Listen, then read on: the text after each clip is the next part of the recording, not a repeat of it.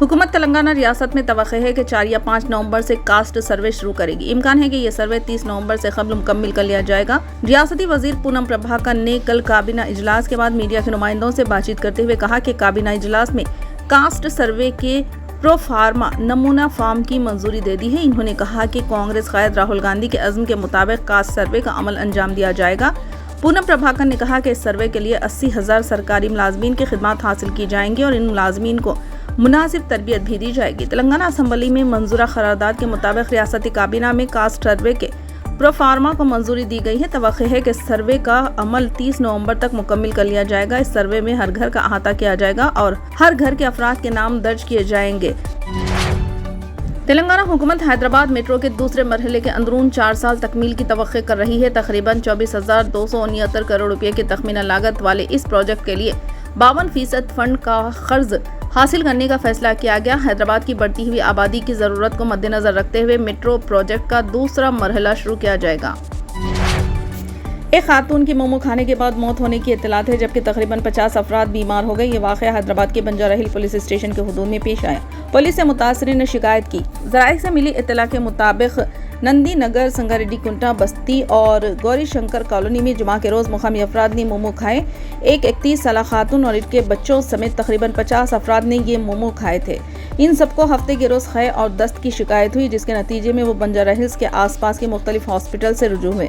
इनमें से कुछ की हालत तशवीशनाक बताई गई है। मोमो खाने वालों में तकरीबन 10 बच्चे भी शामिल हैं। इत्तलात है कि मुतासरीन में शामिल एक खातून की मौत वाक़ई हो गई। हैदराबाद शहर में अमन नज़्म ज़ब्त को बरकरार रखने के लिए सिटी पुलिस कमिश्नर CV आनंद ने भारतीय नागरिक सुरक्षा स्नेहिता 2023 की दिफा 163 के तहत, जिसे साबिक़ में CRPC की दिफा 144 कहा जाता था, 5 अफराद के एक जगह जमा होने, इनफरादी या किसी जमात की तरफ से रैलियां, जलसे जुलूस निकालने, परचम और प्ले कार्ड्स लहराने, इलेक्ट्रॉनिक फॉर्म्स के जरिए पैगाम जारी करने पर इम्तना आयद कर दिया है।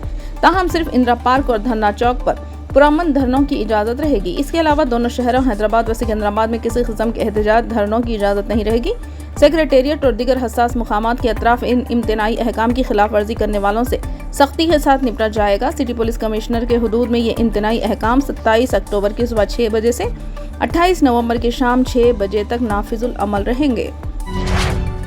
रियासत तेलंगाना में अचानक बड़े पैमाने पर डिप्टी कलेक्टर्स और स्पेशल ग्रेड डिप्टी कलेक्टर्स के तबादले कर दिए गए। रियासती हुकूमत ने 47 डिप्टी कलेक्टर्स और 23 स्पेशल डिप्टी कलेक्टर्स के अहकाम जारी किए। रियासत भर में 15 अजला के एडिशनल कलेक्टर्स और 4 अजला के DROs का तबादला किया गया। इस सिलसिले में चीफ सेक्रेटरी शांति कुमारी की जानिब से अहकाम जारी कर दिए गए।